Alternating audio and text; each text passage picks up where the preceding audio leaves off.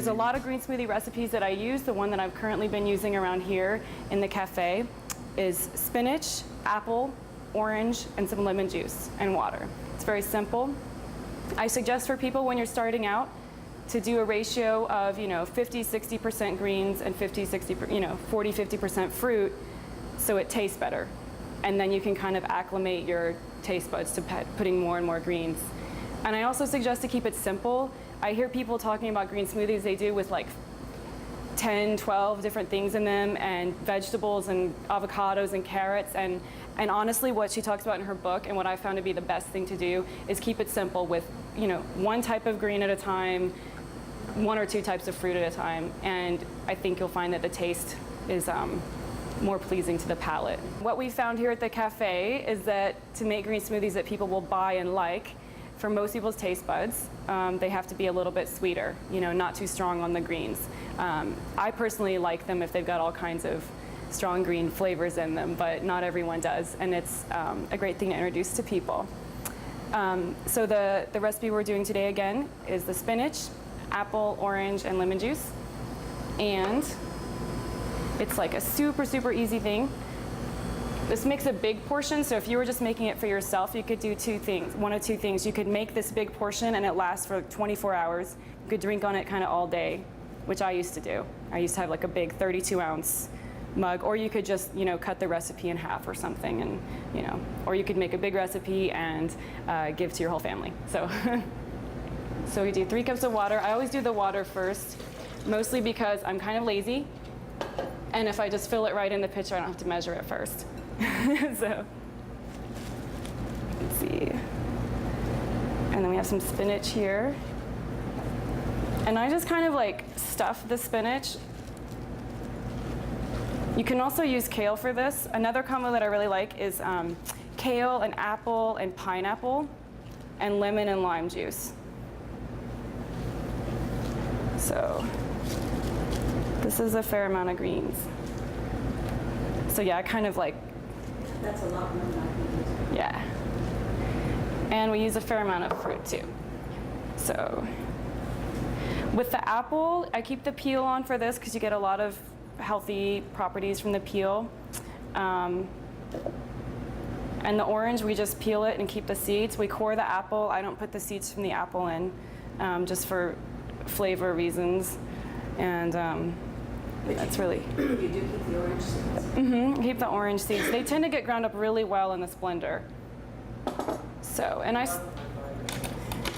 start with about a tablespoon of lemon juice, and sometimes I'll taste it when it's done, and if it doesn't quite have the right flavor balance, then I'll add a little bit more.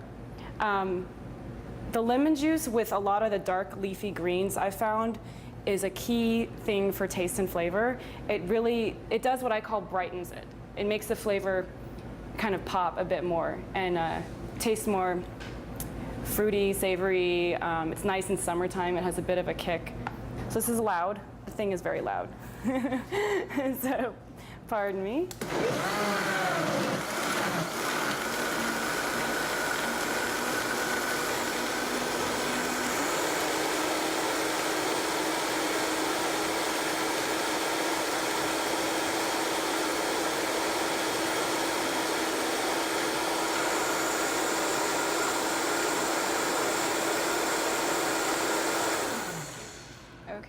So one of the other tricks that I talk to all of my employees here and everyone that I'm training and anyone in my class is I really blend things really, really well. I find that whatever that is we're making and everything we're doing today, that's one of my biggest tricks. Like blend it and blend it more.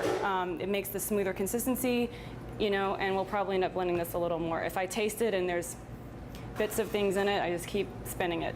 So I'm gonna taste it and see if it needs any more lemon juice.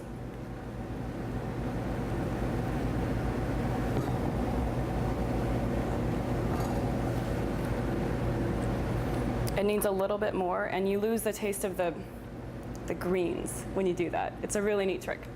So. I think it's sweetening mine with stevia. You haven't found it necessary to do that? No, the question is about sweetening it with agave, stevia, whatever. What I found is if you put the right combo or ratio of fruit in there, that's the sweetener. And then like I was saying with the lemon juice, I find that it creates a really nice flavor. And you know, I use the agave sweetener in the desserts and everything like that, and it's, you know, necessary for that. But fruit is such an amazing, you know, sweetener if I'm able to not have to use one, especially in this kind of drink. You know, I really prefer that. So blend it again.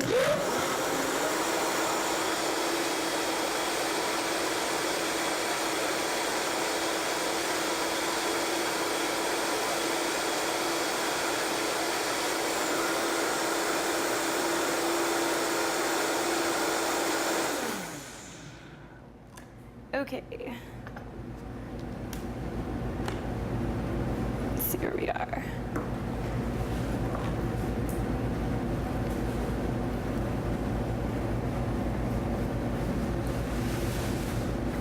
It's good, but it still needs more. So my people around me can tell you that I keep doing it until it's right. So I'll do a little bit more lemon juice. It makes a huge difference in the final flavor. So you're almost doing, what, 3.5 tablespoons? At this point, yeah. I start with the equivalent of juice of 1 lemon, you know, and then I keep going until it's right.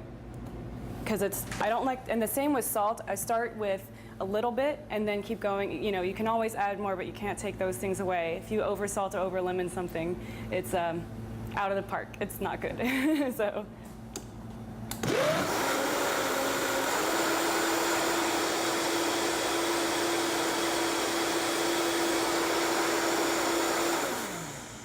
When I first tried to make one of these with my other blender, the results were pretty disastrous, I have to say. No matter how much water I put in there, because the greens were still piecey, and this really blends it up, so it's nice. So that hit the spot, so I'm gonna make some for you guys, so you can have some drinks.